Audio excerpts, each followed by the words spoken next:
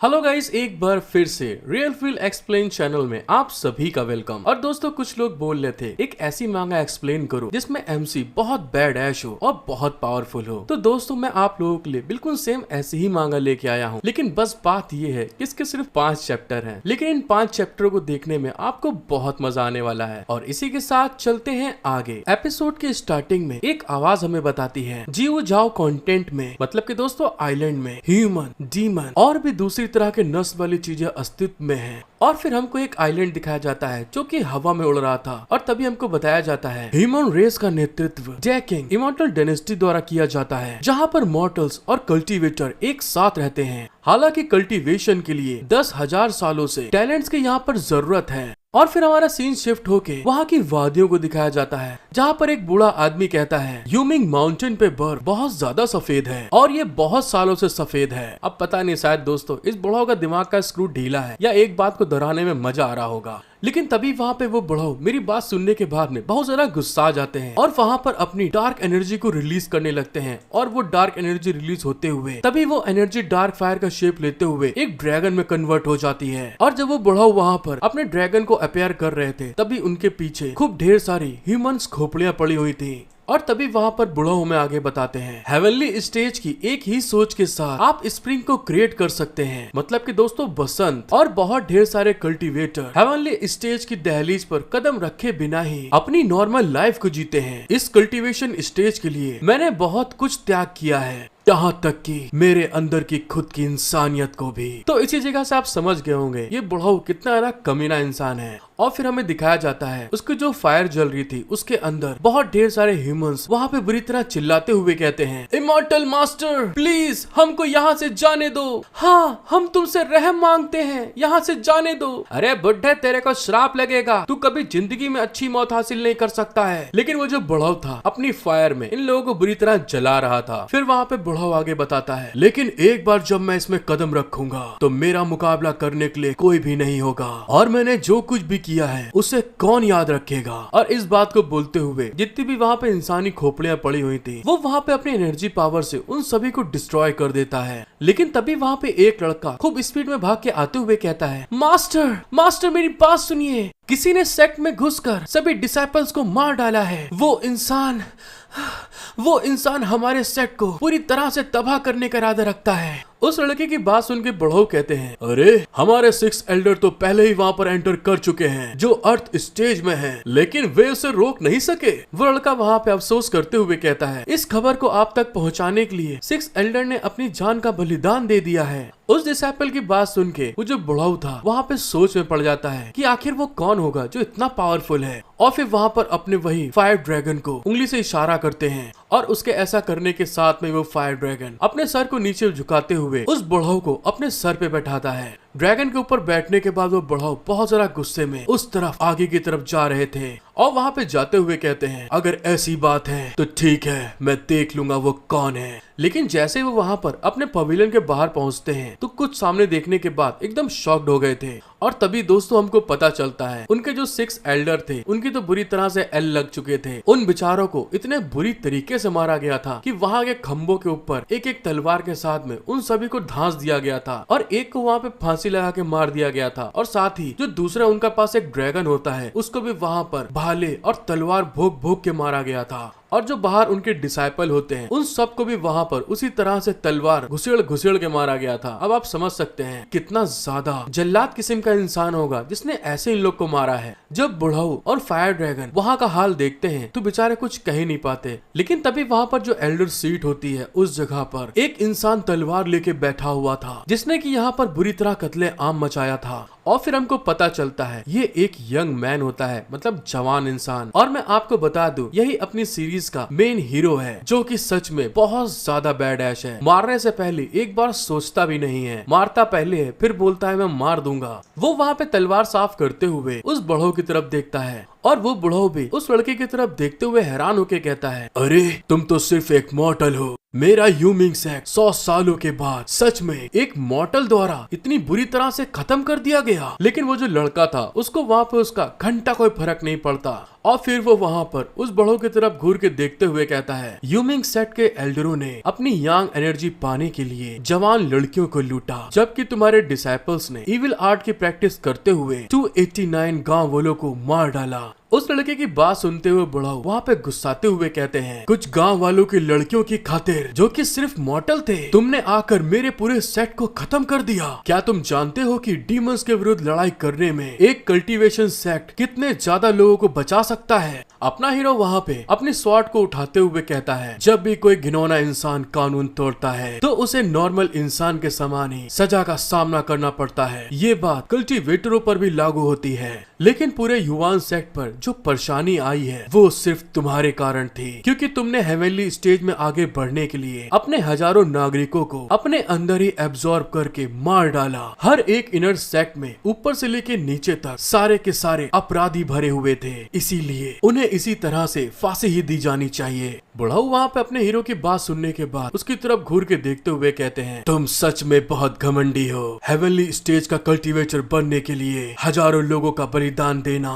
हर किसी के लिए एक ब्लेसिंग की तरह है। बस एक तुम्हारे ऐसा मॉर्टल ही ऐसा होगा जो इस तरह से सोच सकता है, और तुम्हारे ऐसा गंदी नाली का कीड़ा मेरे सामने ऐसी बात नहीं कर सकता। तुमने आज यहाँ पर जो कुछ भी किया है तुम्हें अपनी जिंदगी देकर सब चुकाना होगा। और इस बात को कहते हुए उनके पास जो फायर ड्रैगन होता है दोस्तों, वो वहाँ पे उसके मुंह से एक बहुत भयानक अटैक उस लड़के के ऊपर करवा देते हैं। लेकिन वो लड़का वहाँ पे उस अटैक को आते हुए देखकर बिल्कुल भी नहीं डरता, और अगले ही पल जैसे ही वो अटैक उस लड़के के पास आता है, वो वहाँ पे अपनी स्वॉर्ड को निकालते हुए उसके अटैक को 20 से 2 हिस्सों में बांट देता है। इस चीज को होते हुए देखकर वो जो बुढ़ऊ थे वहाँ पे शॉक्ड हो जाते हैं कि ये कैसे हो सकता है। और दूसरे साइड में वो वहाँ पे उसके अटैक को नलीफाई करने के बाद तुरंत जंप लगाता है और वो उस फायर ड्रैगन के ऊपर अटैक करने के लिए आगे बढ़ रहा था, और उस ड्रैगन के पास पहुंच के फिर से अपनी स्वॉर्ड को रेडी कर लेता है उस ड्रैगन के ऊपर अटैक करने के लिए। और अगले ही पल वहाँ पे वो उस ड्रैगन के ऊपर एक बहुत खतरनाक स्लैश लगाते हुए वहाँ से उसके पास से आगे की तरफ निकल जाता है, और वहाँ पे उस ड्रैगन का सर 20 से 2 हिस्सों में बढ़ गया था। वो बड़ा वहाँ पे उस लड़के के द्वारा ऐसे किए गए अटैक को देख के हैरान होते हुए कहता है, अरे आखिर ये कैसे हो सकता है।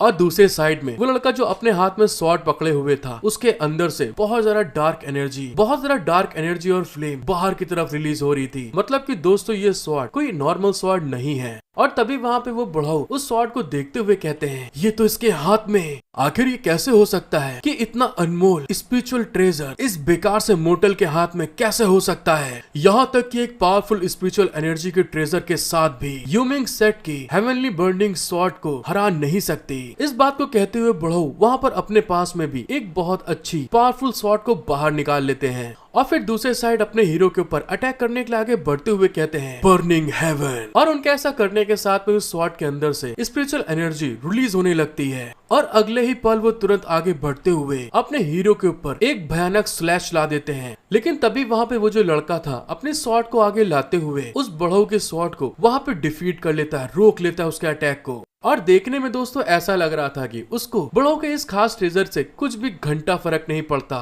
बुढ़ऊ जब इस चीज को होते हुए देखते हैं तो वहाँ पे फिर से हैरान हो गए थे, शॉक्ड हो गए थे। और तभी थोड़ी ही देर में जो बुढ़ाऊ की स्वॉर्ड होती है उस लड़के की स्वॉर्ड के आगे बहुत कमजोर पड़ गई थी, जिस कारण से कि वो वहाँ पे पत्थरों के तरीके चितर बितर हो जाती है। इस चीज को होते हुए देखकर बुढ़ाऊ हैरान होके कहते हैं, कैसे, आखिर ये कैसे हो सकता है। मेरा burning heaven sword top grade का ट्रेजर है, तो फिर ये लौंडा उसे इतनी आसानी से कैसे तोड़ सकता है। बुढ़ाऊ जब इस सब चीजों के बारे में सोच रहे थे तभी अचानक से इस मौके को देखते हुए जो वो लड़का था वहाँ पे बुढ़ाऊ के ऊपर एक स्लैश चला देता है, जिसको बड़ी मुश्किल से वो जंप लगाते हुए वहाँ पे बच जाते हैं। और अब धीरे धीरे करके बुढ़ाऊ की जितनी भी अकड़ थी हेवनली स्टेज पे पहुँचने की, वो सारी की सारी इनके पिछवाड़े में घुसती जा रही है। और वहाँ पे वो पीछे हटते हुए कहते हैं, भले ही तुम्हारे पास इतनी पावरफुल स्वॉर्ड हो, लेकिन यहाँ पर यूमिंग सेट के बारे में बात हो रही है। और इस बात को कहते हुए वो वहाँ पर एक अपनी टेक्निक को यूज करते हुए कहते हैं, माउंटेन प्रोटेक्शन फॉर्मेशन एक्टिवेट। और बुढ़ाऊ ने जैसे इस बारे में बोला होता है तभी अचानक से वहाँ पे जो उनका सेट था उसके चारों तरफ एक बहुत पावरफुल 4 लेयर का एक प्रोटेक्शन एराई फॉर्मेशन बन जाता है। उस फॉर्मेशन के अंदर जाने के बाद बड़ा वहाँ पे बड़े एटीट्यूड में कहते हैं, हे लौंडे, तेरी माँ का पकौड़ा, तू मेरे को इस फॉर्मेशन के अंदर छू भी नहीं सकता है।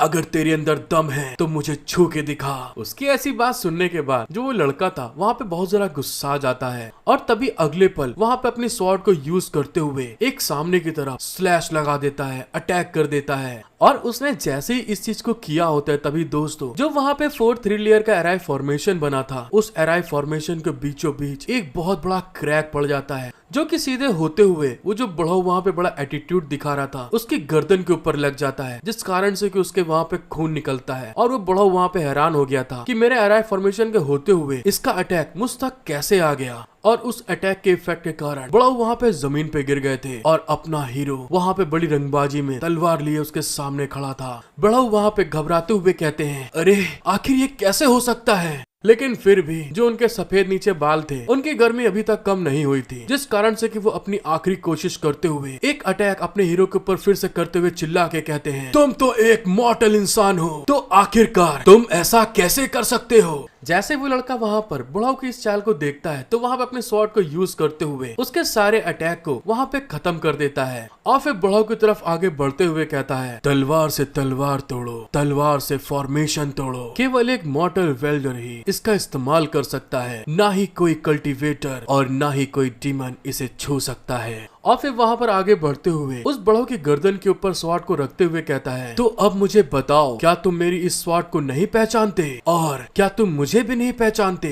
कि मैं कौन हूँ। वो बढ़ो वहाँ पे उसकी ऐसी बात सुन के घबराते हुए कहता है, डुआन वू। और दोस्तों ये डुआन वू इस स्वॉर्ड का नाम होता है जो कि बहुत ज्यादा पावरफुल होती है इस वर्ल्ड में। क्या तुम एक स्वॉर्ड चलाने वाले इंसान हो। उस बढ़ाव की बात सुनने के बाद वो लड़का वहाँ पे उसके ऊपर आखिरी स्लैश चलाते हुए कहता है, यूमिंग सेक्ट ने हजारों लोगों को नुकसान पहुँचाते हुए इस जगह पर बहुत परेशानियां ला दी हैं। मैं एक स्वॉर्ड वेल्डर होने के नाते मैं डॉकिंग एम्परर के ऑर्डर को पालन करते हुए उसकी ऐसी बात सुनते हुए वो बढ़ाव वहाँ पे घबराते हुए चिल्ला के कहता है, क्या तुम मुझे सचमुच यहाँ पर मारने जा रहे हो। मैं तो एक हेवनली स्टेज का कल्टीवेटर हूँ, यहाँ तक कि मैजेस्टी भी मुझे सम्मान देते हैं। और जैसे ही दोस्तों वो आगे बोलने वाला होता है अपना बैड ऐश हीरो वहाँ पे उसकी गर्दन को स्वॉर्ड से बिल्कुल धड़ से अलग कर देता है और इस तरह से होते हुए वो वहाँ पे एकदम शॉक्ड हो जाता है, आखिरी बार मरते हुए भी। और उसके अटैक के कारण जो उसकी गर्दन थी हवा में उड़ते हुए दूसरी तरफ जा रही थी। तभी अपना हीरो कहता है, मुझे इन सब चीजों से कोई घंटा फर्क नहीं पड़ता, चाहे तुम कोई भी हो। और वो बुढ़ाऊ की गर्दन जमीन पे गिरते हुए कहती है, तुम सच में बहुत निर्दयी हो।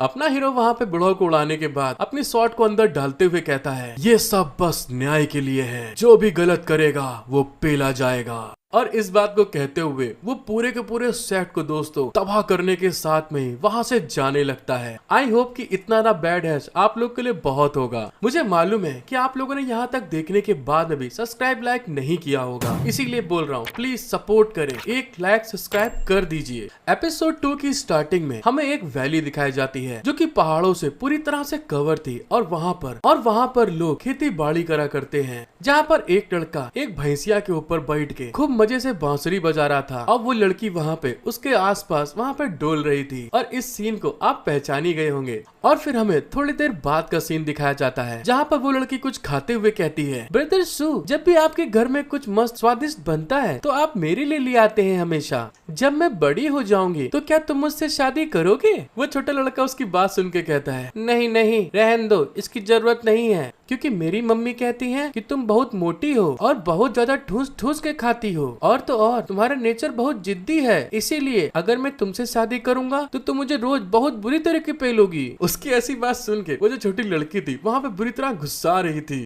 और अगले ही पल दोस्तों दिखाया जाता है उस छोटी लड़की ने उस लौंडे को बुरी तरह से पेल पाल के ऊपर पकौड़ा निकाल दिया था, जिस कारण से कि वो रोते हुए कहता है, तुमने मुझसे खाने के लिए कुछ लाने के लिए कहा और अब तुम मुझे खुद ही मार रही हो। वो लड़की वहाँ पर उसकी तरफ घूर के देखते हुए कहती है, अगर तुम मुझे पसंद नहीं करोगे तो ऐसे ही मैं तुम्हें पेलूंगी रोज रोज। अब मुझे बताओ, क्या तुम उछल कर मुझे मार सकते हो। और उस लड़की की बात सुन के उस लड़के के वहाँ पे पसीने आ रहे थे। और कमेंट में मुझे बताओ किसके पास बचपन में इस तरह की भयानक गर्लफ्रेंड थी। उस लड़की की छोटी सिस्टर वहाँ पे अपने मम्मी पापा चिल्ला के कहती है, मम्मी, बड़े भैया को वो लौंडिया फिर से बुरी तरह पेल रही है। अपनी छोटी बेटी की बात सुन के वो लोग वहाँ पे बुरी तरह हंसने लगे थे, उसकी मौत लेने लगे थे अपने बेटे की। लेकिन तभी अचानक से वहाँ का सीन दोस्तों पूरा बदल जाता है और वहाँ की जमीन बुरी तरह से हिलने लगी थी, जैसे कि कोई भूकंप आ रहा हो। इस चीज को फील करते हुए जितने भी लोग थे वहाँ पे, किसान, खेती बाड़ी करने वाले, सब लोग डर जाते हैं और कुछ ही देर में उनके खेतों के नीचे दरार पड़ने लगती है, जमीन टूटने लगती है और वो दरार धीरे धीरे बड़ी होते हुए इतनी ज्यादा बड़ी हो जाती है, वहाँ पे पूरी की पूरी जमीन में बहुत बड़े बड़े दरार आ जाते हैं और वो जमीन टूट टूट कर नीचे गिरने लगती है। और वहाँ पर जो किसान थे और जो जानवर थे वो भी वहाँ पर उस दरार के अंदर गिरने लगे थे। और इस चीज को देखते हुए कुछ लोग वहाँ पे बहुत जरा डरते हुए भाग रहे थे, बुरी तरह से चिल्ला रहे थे। लेकिन उन सब का ये सब करना बिल्कुल बेकार था, क्योंकि जिस स्पीड से वहाँ पे दरार पड़ रही थी जमीन के अंदर, वहाँ पर एक बहुत बड़ा छेद हो जाता है, जिसके अंदर वहाँ पे किसान नीचे की तरफ गिरने लगे थे। और भूकंप इतना जरा तेजी से था कि वहाँ पे पत्थर उड़ते हुए जो लोग भागने की कोशिश कर रहे थे, बचने की कोशिश कर रहे थे, उनके सरों के ऊपर लग रहा था आके। और तभी वहाँ पर वो छोटी लड़की दिखाई जाती है जो कि रोते हुए कहती है, मम्मा मम्मा भाई कहाँ है। और जब वहाँ पे उसका बड़ा भाई इतनी भयानक सीन को होते हुए देखता है और अपनी बहन को रोते हुए देखता है, तो तुरंत भाग कर आगे की तरफ बढ़ते हुए चिल्ला के कहता है, बहन तुम्हें डरने की कोई जरूरत नहीं है, बस वहीं पे लेट जाओ और शांत हो जाओ, मैं आ रहा हूँ तुम्हें बचाने के लिए। लेकिन तभी वहाँ पर जब वो भाग के आ रहा था, एक बड़ा सा पत्थर उछलता हुआ सीधे उसी की तरफ आके गिरने लगता है और वो उतने बड़े पत्थर को आते हुए देखकर इतना जरा डर जाता है कि हिल भी नहीं पाता। लेकिन तभी अचानक से जो उसकी गर्लफ्रेंड थी, जिसको उसने खाना खिलाया था, वो उसको बचाने के लिए आगे की तरफ धक्का देते हुए कहती है, हे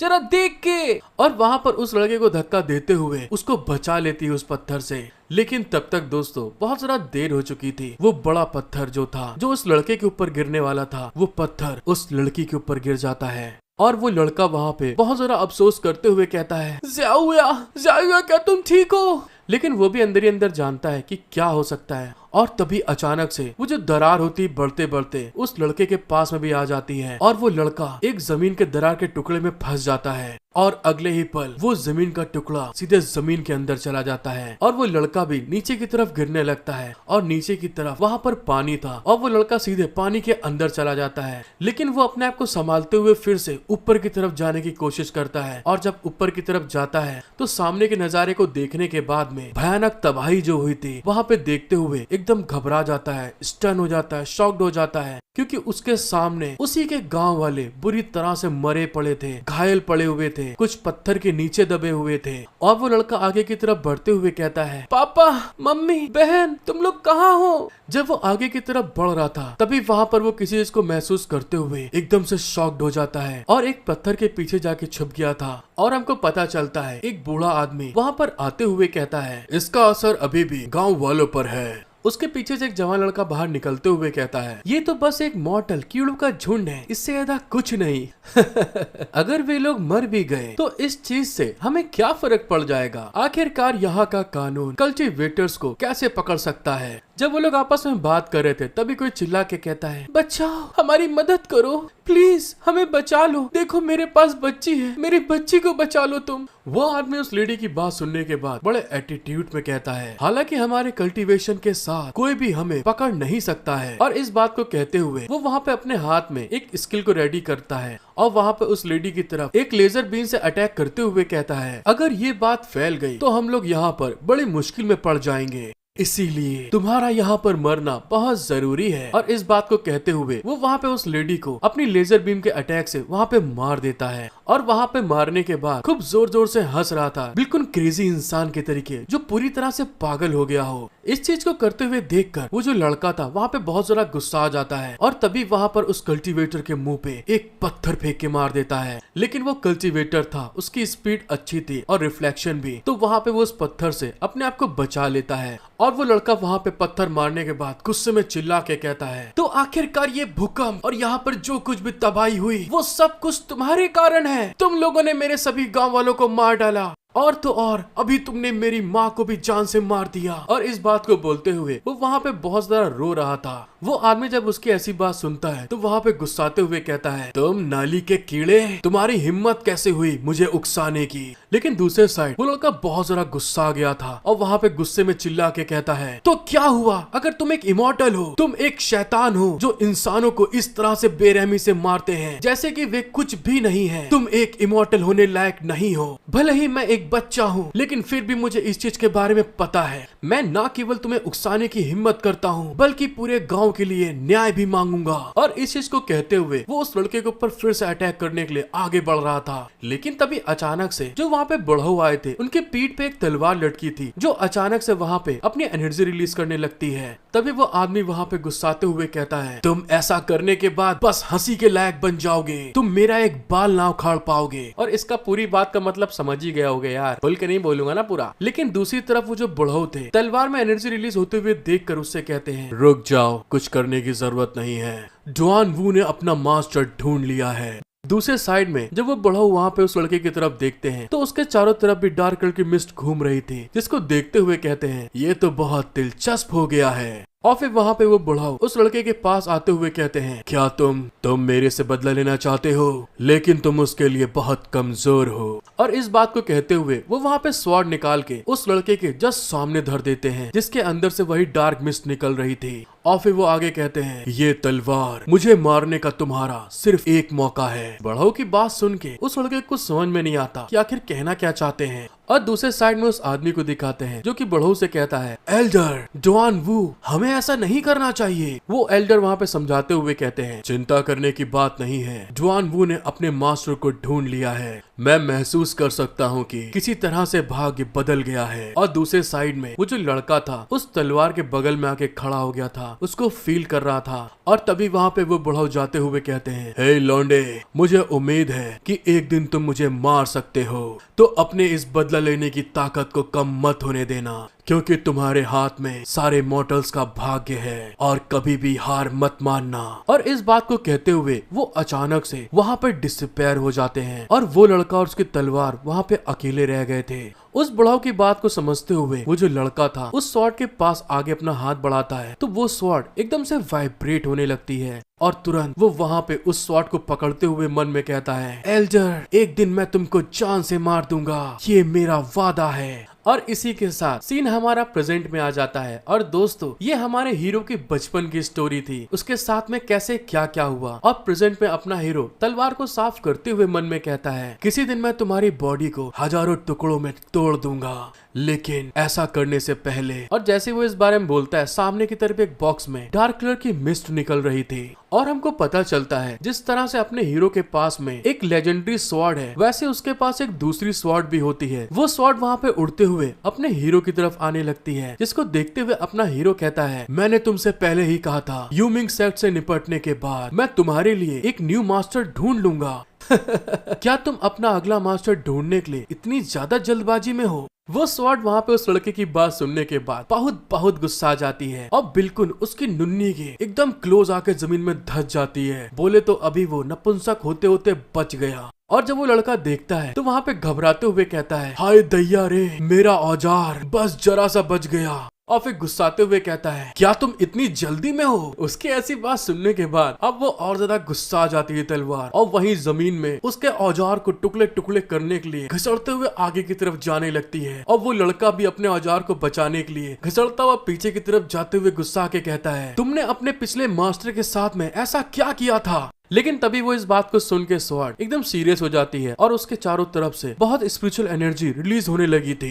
इस चीज को फील करते हुए अपना हीरो कहता है, क्या इसका मतलब है कि तुमने अपने लिए नया मास्टर ढूंढ लिया है? और उसके ऐसा कहने के साथ में हमारा सीन शिफ्ट हो जाता है और हमें कुछ लबादे वाले लोगों को दिखाया जाता है, जो कि एक लड़की की तरफ आगे बढ़ते हुए कहते हैं, हे लौंडिया, तुम तो इतनी खूबसूरत हो, तो तुम भागने की कोशिश क्यों कर रही हो? उस लड़की को वहाँ पे थोड़ी चोटें लगी होती हैं और वहाँ पे वो घबराते हुए कहती है, मैं जिक्सिया एकेडमी की डिसाइपल हूँ, अगर तुम लोग मुझे मार डालोगे तो क्या तुम जिक्सिया एकेडमी की बेइज्जती करने से नहीं डरते? वो लबादे वाला आदमी उस लड़की की तरफ अपना एक स्पिरिचुअल हैंड आगे बढ़ाते हुए कृपी हंसी देते हुए कहता है, जब तक पैसा है ऐसा कोई नहीं जिसे मारा ना जा सके। और वो लड़की उसके हाथ को अपनी तरफ आगे बढ़ते हुए देखकर बुरी तरह से वहाँ पे डर रही थी। लेकिन तभी अचानक से अपना हीरो वहाँ पे झाड़ियों के पीछे से निकलते हुए कहता है, हे जाहिल गवार लॉन्डो, क्या आजकल जिंदगी में गुजारा करना इतना ज्यादा मुश्किल हो गया है? यहाँ तक कि एक प्रोफाउंड स्टेज का कल्टीवेटर भी अब लूटने की कोशिश कर रहा है। अचानक से अपने हीरो को आते हुए देख के वो लड़की और जो अटैक करा था वो दोनों के दोनों हैरान हो जाते हैं कि आखिर ये है कौन।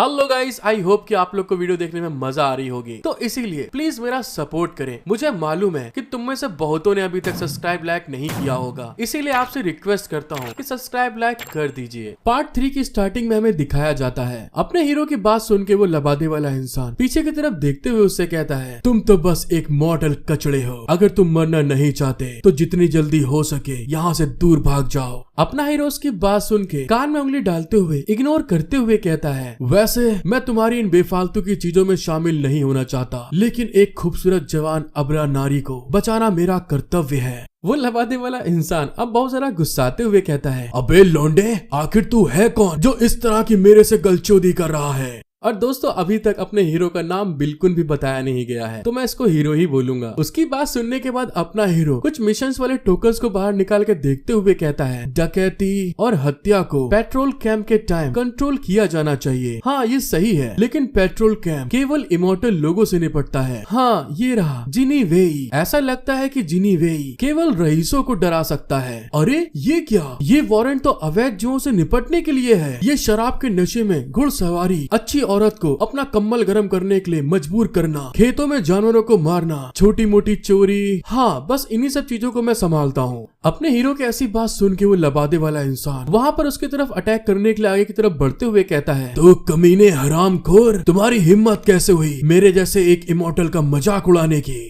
लेकिन तभी अचानक से जिस हाथ से वो अटैक करने के लिए आगे बढ़ रहा था दोस्तों, अपना हीरो स्वॉर्ड निकालते हुए उसके हाथ को उसकी बॉडी से अलग कर देता है। और इस चीज को फील करने के बाद वो जो इमॉर्टल था उसकी बुरी तरह फट गई थी और वहाँ पे वो घबराते हुए कहता है, तुम तलवार चलाने वाले इंसान हो। अपना हीरो भी वहाँ पे हंसते हुए कहता है, अगर मैं तलवार चलाने वाला इंसान हूँ तो क्या तुम्हें मेरे काम से आखिर मतलब क्या है? ये तो मेरे दूसरे कामों में से सिर्फ एक है। अपने हीरो की बात सुन के वो कल्टीवेटर गुस्साते हुए कहता है, भले ही तुम कानून के हिसाब से देखो स्वॉर्ड चलाने वाले इंसान हो, तो भी तुम कल्टीवेटर्स के साथ में खोपचे में ले जाके पूछताछ नहीं कर सकते और ना ही तुम्हें उन्हें फांसी देने की परमिशन है। अपना हीरो की बात सुन के कहता है, ऐसा लगता है कि तुम्हें कानून के बारे में बहुत अच्छी जानकारी है। कल्टीवेटरों को भी इस तरह से लोगों को परेशान करने की परमिशन नहीं है जो स्वॉर्ड चलाने वाले लोगों को खतरे में डालती है। जो कोई भी इस कानून को तोड़ता है उसे तुरंत मौत की सजा दे दी जाएगी। और इस बात को कहते हुए दोस्तों इतना सनकी अपना हीरो है, तुरंत उसकी गर्दन वहाँ पे उड़ा देता है। और जब उस कल्टीवेटर के साथी देखते हैं कि एकदम से उसने क्या कर डाला, तो वहाँ पे हैरान हो गए थे, घबरा गए थे बुरी तरह से, क्योंकि उसके साथी की गर्दन में से बुरी तरह से खून निकल रहा था, उनके पसीने आ रहे थे। और उस कल्टीवेटर को मारने के बाद अपना हीरो बड़ी रंगबाजी में कहता है, जैसा कि तुम लोग देख ही सकते हो, मैंने नहीं, इसने सबसे पहले लड़ाई शुरू करी थी मेरे से। उस कल्टीवेटर के साथी वहाँ पे घबराते हुए कहते हैं, तुमने उसे मार डाला। अपना हीरो वहाँ पे आगे की तरफ बढ़ते हुए कहता है, हाँ तो क्या हुआ, इसके बाद अब तुम्हारी बारी है। अपने हीरो को आगे बढ़ते हुए देखकर वो लोग बुरी तरह घबराते हुए पीछे हट के कहते हैं, वो तो वही था जिसने तुमसे लड़ाई करी, तुम पे हमला किया, हमने तो इन सब चीजों में कुछ भी नहीं किया था। लेकिन तब तक दोस्तों अपना बैड एश हीरो वहाँ पे जिगजैग सुई सुई सुई सुई करते हुए उन सब की गर्दन और उनके ऊपर अटैक करते हुए आगे की तरफ निकल जाता है। कुल मिला के दोस्तों सारे के सारे लोगों को वहाँ पे उसने मार डाला था जान से, और उनको मारते हुए कहता है, ये बस इसलिए है क्योंकि तुम लोगों ने उसकी मदद करी। दूसरे साइड में जब वो लड़की ये सब चीजें होते हुए देखती है तो वहाँ पे उसकी आंखें एकदम फटी रह जाती हैं। वो बुरी तरह से सहम गई थी इतना कत्लेआम अपने आंखों के सामने होते हुए देख के, और फिर वहाँ पे घबराते हुए कहती है, क्या ये वही स्वॉर्ड चलाने वाला इंसान है जो इमॉर्टल्स, कल्टीवेटर्स, डीमंस को बुरी तरह मार डालता है? और दूसरे साइड में जो अपना हीरो होता है उन लोगों की दौलत शौहरत को बटोर रहा था, मतलब कि उनके पास माल पानी कितना है, वहाँ पे उठाते हुए कहता है, ओहो, क्या आज के कल्टीवेटर्स इतने ज्यादा गरीब हो चुके हैं? वो लोग बस इतनी थोड़ी सी ही चांदी को लेकर क्यों निकलते हैं? और वहाँ पे उन कल्टीवेटर्स को लूटपाट करने के बाद उस लड़की की तरफ देखते हुए मन में कहता है, ये लड़की प्रोफाउंड स्टेज के कल्टीवेटर के हाथों मारी गई होती अभी तक। और फिर वहाँ पे आगे बढ़ते हुए उससे कहता है, वो बात ये है कि तुमने मुझे इन सारे कल्टीवेटर्स को मारते हुए देख लिया है। उसकी इस बात को सुन के वो लड़की समझ नहीं पाती आखिर कहने का मतलब क्या है। और फिर वहाँ पर अपना हीरो कुछ सोचते हुए कहता है, तुम्हें अपनी जान बचाने के लिए मुझे 500 चांदी देनी होगी और साथ ही अपना मुंह हमेशा के लिए बंद रखना होगा। वो लड़की इसकी बात सुन के हैरान होते हुए कहती है, अरे आपने मेरी जान बचाई है, मैं इन सब चीजों के बारे में कभी किसी को नहीं बताऊंगी और आपको मुझे मुंह बंद रखने के लिए कुछ भी भुगतान करने की जरूरत नहीं है। इस बकलोल लौंडिया ने सदमे में उल्टा ही सुन लिया था अपने हीरो की बात को। अपना हीरो उसको समझाते हुए कहता है आखिर तुम किस बारे में सोच रही हो? तुम ही वो इंसान हो जो मुझे 500 चांदी की भुगतान करने वाला है, इसलिए मैं तुम पर भरोसा कर सकता हूँ कि आज जो कुछ भी यहाँ पर हुआ है इसके बारे में तुम किसी को भी नहीं बताओगी। वो लड़की वहाँ पे अपने हीरो की इस बात को सुनने के बाद पसीने पसीने हो जाती है और हैरान होते हुए कहती है, क्या ये क्या बोल रहे हो? और कुछ देर बाद जंगल के अंदर से खूब तेज चिल्लाने की आवाज आती है, हे मुझे जाने दो यहाँ से। और फिर हमको पता चलता है अपने हीरो को समझ में आ गया था कि इस लड़की के पास में कुछ भी धन दौलत नहीं है, तभी वहाँ पर उसने उसको पकड़ लिया था। और वो लड़की वहाँ पे चिल्लाते हुए कहती है, मैं तुमको पहले ही बता चुकी हूँ, जब मैं जिक्सिया अकेडमी वापस लौटूंगी तो मैं तुम्हारी 500 चांदी तुम्हें दे दूंगी। अपना हीरो उस लड़की की बात सुन के कहता है, नहीं नहीं, अगर तुम रास्ते में ही लुट जाती हो तो क्या होगा? इस तरह तो मेरी 500 चांदी वहाँ पे खो जाएगी, इसीलिए इससे अच्छा तो यही होगा कि मैं तुम्हारे साथ में 500 चांदी को इकट्ठा करने के लिए जिक्सिया एकेडमी जाऊं। उस लड़की को वहाँ पे अपने हीरो ने घोड़े के ऊपर बांध के रखा था, जिससे छूटने की कोशिश करते हुए वो कहती है, अगर ऐसी बात है फिर तो तुम्हें मुझे इस तरह से बांधना नहीं चाहिए। अपना हीरो उसकी बात सुन के हंसते हुए कहता है वो बात ये है, बस मैं रास्ते भर तुम्हारी सुरक्षा करने की चिंता नहीं करना चाहता। उसकी बात सुनने के बाद वो लड़की वहाँ पे झल्लाते हुए कहती है, अरे कमीने हरामखोर, मुझे जाने दे यहाँ से। और इसी के साथ हमारा सीन शिफ्ट होके डाउकिंग इंपीरियल पैलेस पे आ जाता है, जहाँ पर अपना हीरो पुराने टाइम के होलोग्राम के एक इक्विपमेंट के थ्रू वहाँ पे एक खूबसूरत लल्लन टॉप पटाखा माल से बात करते हुए कहता है, मुझे ये पहले ही कहना होगा, क्या तुम प्लीज अगली बार नहाते समय मुझसे बातचीत नहीं कर सकती? अपने हीरो की बात सुनते हुए वो लेडी वहाँ पे बड़े एटीट्यूड में कहती है, क्या तुम अब बहुत बड़े हो गए हो और तुम अब मेरे आसपास बहुत अजीब महसूस करते हो? जब हम लोग छोटे बच्चे थे तो एक साथ में ही नहाया करते थे। और दोस्तों अपना हीरो भी एक नंबर का ठरकीबाज होता है, वहाँ पे नौटंकी करते हुए अपनी एक आंख से उसकी तरफ देखते हुए कहता है, प्रिंसेस क्या तुम मुझे सचमुच एक आदमी की तरह नहीं देख सकती हो? प्रिंसेस वहाँ पे नहाते हुए कहती है, मुझे आपके चेहरे की वो झलक बहुत पसंद है जब तुम केवल वही देख पाते हो जो तुम खा नहीं सकते। अच्छा ठीक है, मैं तुम्हें और ज्यादा तंग नहीं करूंगी। क्या हमारा सारा प्लान बिल्कुल सही तरीके से चल रहा है? अपना हीरो अभी भी ब्लश करते हुए प्रिंसेस की तरफ और ब्लश करते हुए कहता है, हाँ हमारा सब कुछ प्लान के अकॉर्डिंग चल रहा है। 10 दिनों के अंदर मैं जियांग बी को जिक्सिया एकेडमी में पहुंचा दूंगा। और इसी के साथ उन लोगों की बातचीत वहाँ पे खत्म हो जाती है। और फिर वहाँ पे प्रिंसेस अपने सारे ड्रेसअप करने के बाद एक गेट से आगे की तरफ निकल के जा रही थी। और जब प्रिंसेस बाहर की तरफ निकल के आती हैं, तो वहाँ पे बहुत ढेर सारे सोल्जर्स उनके आगे घुटनों के बल बैठे थे। और वहाँ पर आने के बाद प्रिंसेस उनसे कहती है, ये सारी बात फैला दो कि हमारे सारे मोहरे अपनी जगह पर आने वाले हैं। दूसरे जगहों पर सभी सीक्रेट एजेंट्स को हमारे प्लान के हिसाब से आगे बढ़ना चाहिए। प्रिंसेस की बात सुनने के बाद सारे सोल्जर वहाँ पे जोर से चिल्ला के कहते हैं, हाँ प्रिंसेस ठीक है, हम ऐसा ही करेंगे। और फिर उनको आदेश देने के बाद प्रिंसेस वहाँ से जाते हुए अपने मन में कहती है, बस इस शांति के आखिरी पल का आनंद लो। डार्किंग इमॉर्टल डेस्टिनी के बदलने में ज्यादा समय नहीं लगेगा। हेलो गाइस, आई होप कि आप लोग को वीडियो देखने में मजा आ रही होगी, इसीलिए प्लीज गाइस मेरा सपोर्ट करें, क्योंकि मुझे मालूम है कि आप में से बहुतों ने अभी तक सब्सक्राइब लाइक नहीं किया है। सो प्लीज जल्दी से सब्सक्राइब लाइक कर दीजिए। पार्ट 4 की स्टार्टिंग में हमको दिखाया जाता है एक इंसान एक होलोग्राफिक के सामने एक मास्क पहने इंसान के आगे ग्रीट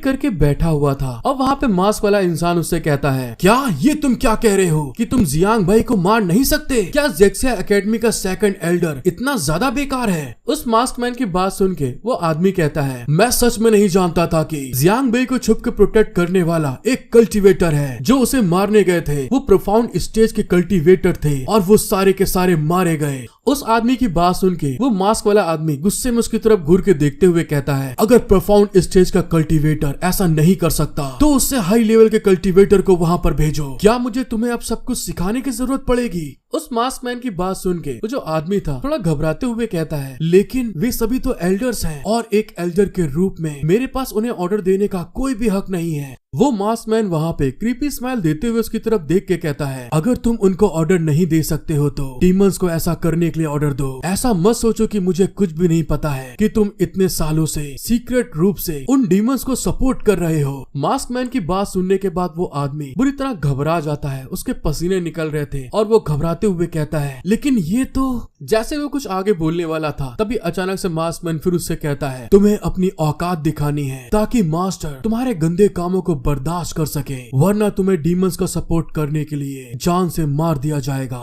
मास्क मैन की बात सुनने के बाद वो एल्डर वहाँ पे उसको ग्रीट करते हुए कहता है, हाँ ठीक है, मैं समझ गया मुझे क्या करना है। और इसी के साथ हमारा सीन शिफ्ट होके डार्किंग सिटी पे आ जाता है, जहाँ पर अपना हीरो रात बिताने के लिए एक होटल को देखता है और वहाँ का सर्वेंट अपने हीरो का बैग उठाते हुए आगे बढ़ के कहता है, सर अपना ये सामान आप कहाँ पर रखेंगे? अपना हीरो वहाँ पे अपने मसल्स को रिलैक्स करते हुए कहता है, अरे इसे जाओ बिस्तर पर रख दो। वो सर्वेंट वहाँ पे उसके बैग को बिस्तर पर रखते हुए कहता है, सर आपका सामान बहुत ज्यादा भारी है, आखिर आप कौन सा ट्रेजर लेकर चल रहे हैं? अपना हीरो उस सर्वेंट को एक गोल्ड कॉइन देते हुए हंसते हुए कहता है, मैंने एक बहुत फेमस फूल को चुराया है और उस बैग के अंदर एक खूबसूरत लड़की है जिसको मैं अभी अभी किडनैप करके लाया हूँ। वो सर्वेंट वहाँ पे अपने हीरो की बात सुन के हंसते हुए कहता है, सर सच में आप बहुत ज्यादा मजाकिया हैं, ऐसा थोड़ी ना होता है। और फिर वहाँ पे गेट बंद करके जाते हुए कहता है, अगर मेरे लिए यहाँ पर कुछ नहीं है तो अब मैं यहाँ से निकलूंगा। और इस बात को कहकर वो सर्वेंट आगे की तरफ जा रहा था और अपना हीरो पीछे से उसको देख रहा था, जहाँ पर वो सर्वेंट आगे बढ़ के दो लोगों के पास जाकर धीमी आवाज से उन लोग को सारी बातें बता देता है कि अंदर क्या हुआ, जिस चीज को अपना हीरो गेट की किनारे से सब कुछ देख रहा था। और उस सर्वेंट के जाने के बाद अपना हीरो वहाँ पे कहता है, चलो ठीक है अब बाहर आ जाओ तुम। और तभी दोस्तों हमको उसी लड़की को दिखाया जाता है जिसको वहाँ पे जंगल में बचाया था। वो वहाँ पे गुस्से में बाहर निकलते हुए कहती है, तुम सच में कितने बकवास इंसान हो, हम दोनों के लिए यहाँ पे रुकने के लिए सिर्फ एक कमरा। मैं तुमको पहले ही बता दूं, मैं तुम्हारे साथ में यहाँ पर नहीं रहूंगी।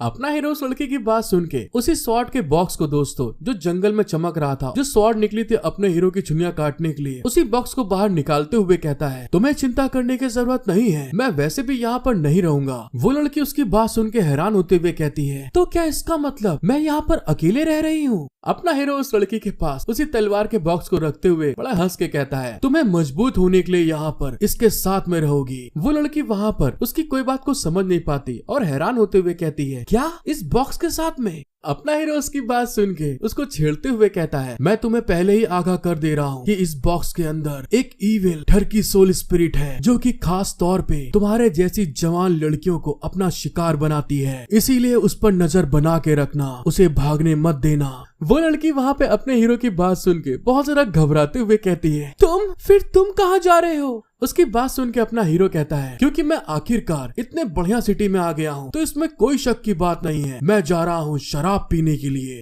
और इस बात को कहते हुए वो तुरंत गेट बंद करके वहाँ से निकल जाता है। और उस लड़की की वहाँ पे बुरी तरह फटी हुई थी और घबराते हुए कहती है, अरे नहीं रुक जाओ, मत जाओ तुम। और फिर वहाँ पर उसी बॉक्स की तरफ देखते हुए कहती है, इसके अंदर एक इविल ठरकी आत्मा है जो लड़कियों को शिकार बनाती है। और दूसरे साइड में जो अपना हीरो था वहाँ पे खूब रंगबाजी में आगे की तरफ निकल के जा रहा था, लेकिन उसको कुछ लोग छत से छुप कर देख रहे थे। और तभी वहाँ पर एक लड़की कहती है, वो देखो वो जो तलवार पकड़े हुए है वो कोई नॉर्मल स्वॉर्ड चलाने वाला नहीं है, हमारे प्रोफाउंड स्टेज के कल्टीवेटर को हो सकता है कि इसी तलवार चलाने वाले ने मारा हो। और इस बात को कहने के बाद वो वहाँ से उछल के जंप लगाती है और वहाँ से जाते हुए अपने साथियों से कहती है, आधी रात के बाद तुम लोग उस औरत को संभाल लेना और मैं इस तरफ इस आदमी का ख्याल रखूंगी। और इसी के साथ हमारा सीन शिफ्ट होता है और वहाँ पर आधी रात हो गई थी, जहाँ पर अपने लीडर के कहने के हिसाब से वो दोनों कल्टीवेटर उस लड़की के पास आ जाते हैं उसको संभालने के लिए। और वो लड़की वहाँ पे उस स्वॉर्ड के ऊपर निगाह रखे रखे वहाँ पे सो जाती है। और वो दोनों कल्टीवेटर धीरे धीरे चल के उस लड़की के पास आ जाते हैं उसको पकड़ने के लिए। लेकिन तभी अचानक से वो जो अपना हीरो बॉक्स रख के गया था उसके अंदर से प्रेशर बाहर निकलने लगता है और अगले ही पल वो बॉक्स अचानक से टूट जाता है और उसके अंदर से एक तलवार निकलती है और उस तलवार में से बहुत ढेर सारा स्पिरिचुअल एनर्जी उन लोगों के ऊपर पड़ती है और वो लोग इस चीज को देखने के बाद जंप लगाकर पीछे की तरफ हट जाते हैं। वहाँ पर होते हुए शोर को सुनने के बाद वो लड़की धीरे से उठते हुए कहती है, अरे यहाँ पर इतना शोर क्यों हो रहा है। और जैसे उसकी आंख खुलती है और बॉक्स की तरफ जाती है तो वो बॉक्स वहाँ पे खुल चुका था, जिस चीज को देखने के बाद वो बहुत ज्यादा घबराते हुए मन में कहती है, ये क्या हुआ, ये बॉक्स तो खुल गया और वो डर की इविल स्पिरिट आजाद हो गई। लेकिन जब वो सामने की तरफ देखती है तो सामने की तरफ दो आदमी होते हैं जिनकी आंखें लाल लाल चमक रही थी और वो उनको देखने के बाद समझ नहीं पाती कि आखिर मेरे कमरे में ये कर क्या रहे हैं। और फिर वहाँ पर वो उन लोग को अपने पास खड़े हुए देखकर घबराते हुए मन में कहती है, ये तो वही इविल स्पिरिट है जो उसने कहा था। और उसको वहाँ पर अपने हीरो की बात याद आती है जहाँ पर उसने कहा था, तुम्हें इस पर नजर रखनी होगी, इसे भागने मत देना। और इस बात को सोचते हुए उस लड़की के वहाँ पसीने आ रहे थे और वो घबराते हुए कहती है, क्या तुम दोनों लोग वही डर की इविल स्पिरिट हो जो इस बॉक्स के अंदर से निकली है। उस लड़की की बात सुनने के बाद उन दोनों कल्टीवेटर्स को वहाँ समझ में नहीं आता आखिर ये क्या बड़बड़ा रही है। और तभी वहाँ पर एक कल्टीवेटर गुस्साते हुए कहता है, तुम होगी वो जो ठरकी है, हम तो डीमंस हैं। भले ही तुम्हारे पास प्रोटेक्शन करने के लिए एक ट्रेजर हो, लेकिन फिर भी वो प्रोफाउंड स्टेज के डीमंस का सामना नहीं कर सकती। और इस बात को कहते हुए वो अपने ऊपर की स्किन को खींच के बाहर निकालने लगते हैं। और दूसरे साइड में वही जंगल वाली स्वॉर्ड वहाँ पे अपना ऑरा रिलीज कर रही थी। और जैसे वहाँ पर उन दोनों कल्टीवेटर्स ने अपनी खाल को खींचा था तभी अचानक से उसके अंदर से दो वेयरवुल्फ डीमंस बाहर निकल आते हैं, जो वहाँ पर निकलते ही बुरी तरह से रोर करते हुए कहते हैं, ये हमें तुम्हें मारने से रोक नहीं पाएगी। और इस बात को कहने के बाद तुरंत वो उस लड़की के ऊपर बड़ी स्पीड में आगे की तरफ बढ़ जाते हैं उसको मारने के लिए। और वो लड़की जब उन लोग को अपनी तरफ आते हुए देखती है तो बुरी तरह डर जाती है, स्टन हो जाती है, घबरा जाती है। हेलो गाइस, आपको वीडियो पसंद आ रही है, मुझे उम्मीद है कि आप लोगों ने अभी तक सब्सक्राइब लाइक कर लिया होगा। जिन्होंने नहीं किया है तो प्लीज आपसे रिक्वेस्ट करता हूँ कि सब्सक्राइब लाइक जरूर कर दीजिए। पार्ट 5 की स्टार्टिंग में हमको दिखाया जाता है अपना हीरो उस सिटी में निकलने के बाद में खूब रंगबाजी में वहाँ पर गाना गाते हुए आगे की तरफ बढ़ रहा था। और तभी वहाँ पर वो कुछ सेंस करता है और पीछे की तरफ देखते हुए कहता है, हे, मैं तुम्हें हमला करने का मौका देने के लिए भीड़ से बचता हुआ आ रहा हूँ और तुमने अभी तक मुझ पर हमला क्यों नहीं किया। अपने हीरो की बात सुनकर वो लड़की वहाँ पे जमीन पे नीचे उतरते हुए कहती है, वो इसलिए क्योंकि मुझे तुम बहुत ज्यादा दिलचस्प इंसान लगे हो। क्या तुम्हें डर नहीं लगता कि मैं तुम पर हमला कर दूंगी और तुम्हें मार डालूंगी। और इस बात को कहते हुए दोस्तों बड़ा रोमांटिक पोज बना रही थी ये छमिया। अपना हीरो उस लड़की की बात सुनकर उससे कहता है, मैं जानता हूँ कि तुम्हारा टारगेट मैं नहीं हूँ और इसके अलावा मैं तुम्हारी जैसी बेहद खूबसूरत लड़की से लड़ना नहीं चाहता। और इस बात को कहते हुए वो तुरंत उसके पास आ जाता है, उसको दीवार पे सटा देता है, उसके साथ में फ्लर्ट करने लगा था। वो लड़की जब देखती है अपने हीरो को इतनी जल्दी जल्दी स्टेप बढ़ाते हुए तो वो भी थोड़ा सा उसको पीछे हटाते हुए कहती है, ओहो, क्या तुम सचमुच मेरे लिए उस लड़की की जान को जोखिम में डालने को तैयार हो। अपना हीरो उसके साथ में और फ्लर्ट करते हुए कहता है, क्या ऐसा होने का चांस है कि जिस लड़की को तुम मारने की कोशिश कर रही हो वो आगे चलकर एक स्वॉर्ड वेल्डर बनने वाली हो, मतलब कि दोस्तों तलवार चलाने वाली इंसान। अपने हीरो की इस बात को सुन के वो लड़की वहाँ पे हैरान हो गई थी, शॉक्ड हो जाती है। और तभी जैसे अपने हीरो ने इस बारे में बताया था तभी अचानक से जहाँ पर होटल में उसका रूम था वहाँ पर एक बहुत तेज लाइट चमकती है। और इस चीज को फील करते हुए अपना हीरो कहता है, हालांकि तुमने जिन लोगों को वहाँ पर भेजा है उनकी फिजिकल पावर सच में बहुत एवरेज है, भले ही उस लड़की की भी QI एवरेज है और उसकी स्किल इम्प्रेसिव नहीं है। अपने हीरो की बात सुनकर उस लड़की के वहाँ पर पसीने आ रहे थे, वो बुरी तरह घबरा गई थी। और फिर वहाँ पे वो उस लाइट के ऑरा को फील करते हुए कहती है, ये ऑरा तो सचमुच बहुत पावरफुल है। और फिर वहाँ पर अपने मन में सोचती है, क्या वो सचमुच एक स्वॉर्ड वेल्डर बनने वाली इंसान है। और फिर हमारा सीन शिफ्ट होके कुछ टाइम पहले का दिखाते हैं जहाँ पर वो दोनों वुल्फ उस लड़की के ऊपर अटैक करने के लिए आगे बढ़ते हैं, जिसको देखने के बाद में वो लड़की बहुत ज्यादा घबराते हुए कहती है, तुम दोनों तो सचमुच एक डीमन हो। और जैसे ही वहाँ पर ये चीज होता है जैसे ही वो दोनों वुल्फ आगे बढ़ते हैं वो जो उसके सामने स्वॉर्ड थी वहाँ पर ग्लो करने लगती है, चमकना स्टार्ट हो जाती है और तुरंत अपने ऑरा को रिलीज करते हुए उस लड़की की मदद करने के लिए सामने आ गई थी। जिस चीज को देखते हुए वो लड़की हैरान होके कहती है, ये तो मेरी मदद कर रही है, मुझे बचा रही है। और उसने जैसे इस बारे में बोला था वो स्वॉर्ड वहाँ पर अपना ऑरा और ज्यादा बढ़ाते हुए उन दोनों वेयरवुल्फ्स के सामने आकर खड़ी हो जाती है। और वो दोनों वेयरवुल्फ भी उस तलवार की पावर को देखते हुए वहाँ पर हैरान हो गए थे। और जैसे जैसे उस तलवार का ऑरा वहाँ पर रिलीज होने लगता है तो वो वेयरवुल्फ भी वहाँ पर बहुत ज्यादा घायल होने लगते हैं और वो दोनों उस तलवार के प्रेशर को बर्दाश्त नहीं कर पाते और आखिरी में मरते हुए वो चिल्ला के कहते हैं, आखिर ये किस तरह का ट्रेजर है। और उनके ऐसा कहने के साथ में ही उस तलवार के प्रेशर के कारण कारण वो दोनों वेयरवुल्फ वहाँ पर डिसअपियर होने लगते हैं, गायब होने लगते हैं। उन दोनों वेयरवुल्फ को मारने के बाद वो स्वॉर्ड सीधे उस लड़की के सामने आकर खड़ी हो जाती है और उस स्वॉर्ड को देखने के बाद वो लड़की वहाँ पे हैरान होते हुए कहती है, आखिर यहाँ पर क्या हो रहा है। और उसके ऐसा कहने के साथ में हमारा सीन शिफ्ट हो जाता है और हमको अपने हीरो को दिखाया जाता है जो कि वहाँ पर उस लड़की के कमर में अपने हाथ को डालते हुए उसके साथ में ठरकपन अपनी आगे बढ़ाते हुए कहता है, ऐसा लगता है कि जो तुमने वहाँ पर डीमन भेजे थे वो वहाँ पर कामयाब नहीं हुए। अपने हीरो के ऐसा करने के कारण वो लड़की वहाँ पर थोड़ी घबरा रही थी, उसके पसीने आ रहे थे और तभी अचानक से वो उसको धक्का दे के पीछे की तरफ हटते हुए चिल्ला के कहती है, क्या तुम जानबूझकर मुझे फुसलाकर यहाँ पर लेके आए। और इस बात को कहने के बाद वो वहाँ पर अपने हीरो के ऊपर अपने हाथ से अटैक करने वाली थी, लेकिन तभी अपना ठरकी लौंडा कहाँ मानने वाला वो वहाँ पर उसके हाथ को पकड़ते हुए उसके साथ में फिर से ठरकपन करते हुए कहता है, हाँ बिल्कुल, मुझे यकीन नहीं था कि मैं कैसे निपटूंगा तुम्हारी जैसी एक पावरफुल डीमन के साथ जब वो दोनों बेवकूफ तुम्हारे साथ में होते। अपने हीरो की बात सुनने के बाद वो जो लड़की थी वहाँ पे गुस्साते हुए अपने मन में कहती है, सचमुच आदमी कभी भी भरोसेमंद नहीं होते हैं। दूसरे एल्डर ने सच में स्वॉर्ड चलाने वाले इंसान की हत्या करने के लिए मुझे धोखा दिया।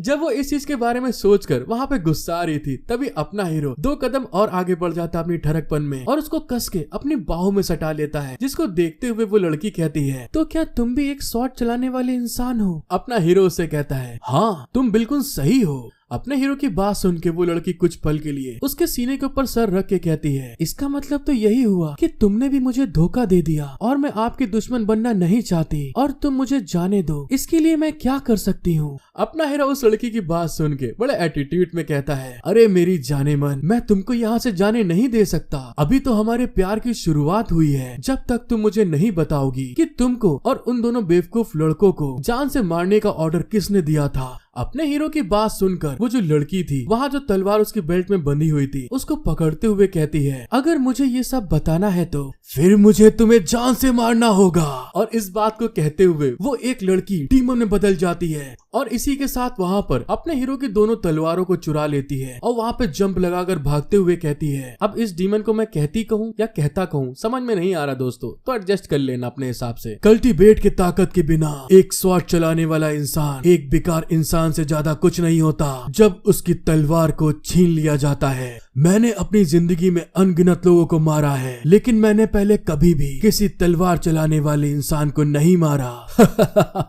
आज के दिन मैं तुम्हें एक सबक सिखाने जा रहा हूँ। और इस बात को कहते हुए वो वहाँ पर अपनी स्पिरिचुअल एनर्जी को रिलीज करना स्टार्ट कर देता है अपने हीरो के सामने। अपना हीरो उसकी ऐसी बात सुन के वहाँ पे हंसते हुए कहता है, वैसे तुम पहले बहुत अच्छी लग रही थी, तुमने लोगों को डराने के लिए ये भूतिया चेहरा क्यों बना रखा है। अपने हीरो की बात सुनने के बाद वो जो डीमन थी वहाँ पर अपने हीरो के ऊपर अटैक करते हुए चिल्ला के कहती है, यहाँ तक कि तुम मौत के सामने होते हुए भी तुम अभी भी मेरे सामने इस तरह से प्यार से बोलने की हिम्मत कैसे कर रहे हो। और उसके ऐसे कहने के साथ में ही उसका भयानक नाखून भरा हाथ अपने हीरो के चेहरे पे लगने वाला था और तभी वहाँ पे अपना हीरो हंसते हुए कहता है, किसने कहा कि स्वॉर्ड चलाने वाला इंसान कभी कल्टीवेशन नहीं कर सकता।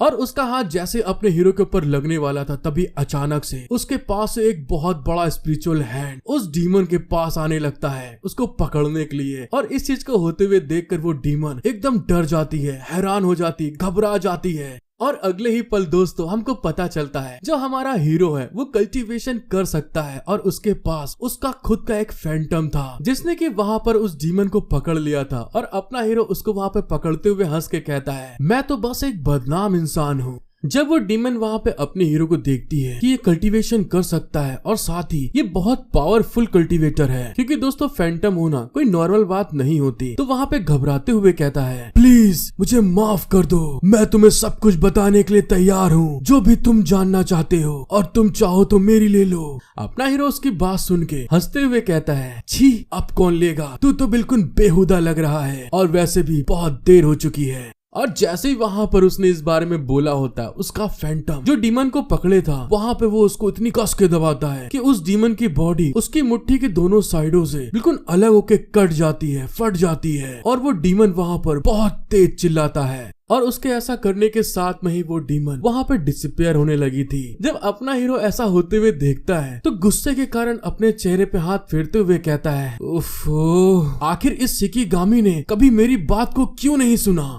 और फिर वहाँ से पलटकर अपने फैंटम के ऊपर गुस्साते हुए कहता है, मैंने कब कहा कि जैसे तुमको बोला जाए तुम उसको वहाँ पे कुचल दो, और तुम ऐसा हर बार करते हो। मुझे तो ऐसा लगता है कि जैसे तुम मेरे साथ में ये जानबूझकर कर रहे हो। जब वो अपने शिकिगामी के साथ में झगड़ रहा था तभी उसको कुछ बगल में सेंस होता है और उस साइड पे देखते हुए कहता है, कौन है वहाँ पे? और जब वो उस साइड पे देखता है तो वो एक गली थी और वहाँ पर कोई नहीं दिख रहा था। और वहाँ पे वो उस चीज को देखते हुए कहता है, शायद ये मेरी सोच होनी चाहिए, क्योंकि मुझे ऐसा लग रहा था जैसे कि कोई मुझे वहाँ पर देख रहा है। और इसी के साथ हमारा सीन शिफ्ट होके एक आदमी के ऊपर चला जाता है जो कि अपने हीरो को एक होलोग्राफिक इमेज में देखते हुए कहता है, अरे वाह, ये तो बहुत मजेदार होता जा रहा है कि एक स्वॉर्ड चलाने वाला इंसान शिकिगामी को भी बुला सकता है। ये दुनिया सचमुच और ज्यादा दिलचस्प होती जा रही है। आई होप दोस्तों कि आप लोगों को ये मांगा बहुत पसंद आई होगी। लेकिन इसके एपिसोड बस 5 ही लॉन्च हुए थे, लेकिन जब मैंने पढ़ा तो मैं अपने आप को रोक नहीं पाया एक्सप्लेन करने से। एक 5 एपिसोड का एक बंच पार्ट बना दिया। इसके आगे जैसे एपिसोड आएंगे तो मैं आप लोगों के लिए तुरंत अपलोड कर दूंगा। आपको वीडियो पसंद आई है तो प्लीज गाइस मेरी रिक्वेस्ट को समझिए, जरूरत है आपकी। एक लाइक सब्सक्राइब जरूर करके जाएं और साथ ही कमेंट करके बताइए कि आपको ये सीरीज देखने में कैसी लगी और मुझे आगे इसको एक्सप्लेन करना चाहिए कि नहीं। यहाँ तक वीडियो देखने के लिए आपका दिल से शुक्रिया